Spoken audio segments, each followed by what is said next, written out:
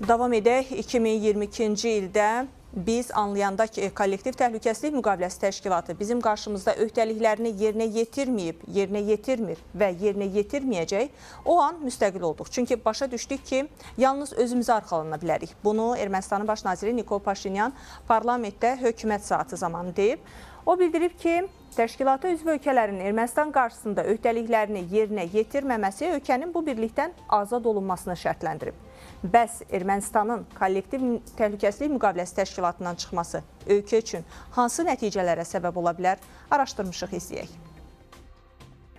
Son dövrlər Ermənistanın KMTT-dən çıxmaq məsələsini gündəmə gətirməsi təşkilatın öhdəliklərini yerinə yetirməməsi ilə bağlıdır. Ermənistanın baş naziri Nikol Paşinyanın sözlərinə görə hərbi ittifaq Ermənistanı müdafiə etməyib və bu qurum təhlükəsizlik zəmanəti verməkdə aciz qalıb. Ekspertlər hesab edirlər ki, bu qərar İrəvanın öz təhlükəsizlik strategiyasını yenidən formalaşdırmaq cəhdidir. Hesab edirəm ki, Paşinyanın KMTT ilə bağlı mövqeyi əvvəldən bəlli idi. Lakin bu çıxış, belə deyək, bütün bağları qırdı və Kremlin sonuncu, belə deyək, səbir kasasında daşırmış olacaq. Bundan sonra Rusiya Paşinyan və komandasına qarşı amansız hücuma keçəcək.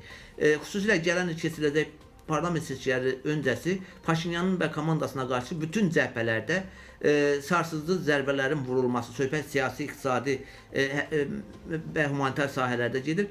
Komandanın xalqın qarşısında gözdən salınması üçün Kremlin tərəfindən davamlı addımların atılacağı gözləniləndi.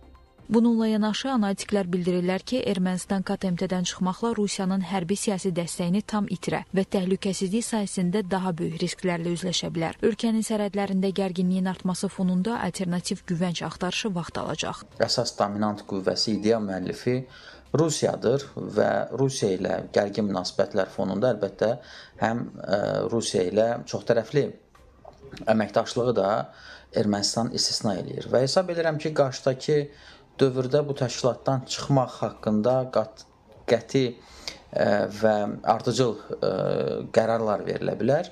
Lakin bu Rusiya-Ermənistan münasibətlərinin daha da gərginləşməsinə səbəb olacaqdır və artıq Ermənistanın KMTT-dəki siyasi mövqeyi Kreml tərəfindən negativ qarşılanır. Çətinliklərə baxmayaraq Ermənistan KMTT-dən çıxmaqla özünü daha azad siyasi mövqeyə gətirə, Qərblə xüsusilə Avropa İttifaqı və Amerika Birləşmiş Ştatları ilə əməkdaşlıq imkanlarını artıra bilər. Bu İrəvana yeni təhlükəsizlik və iqtisadi dəstək kanalları aça, regionda daha çevik manevr etməyə imkan verə bilər.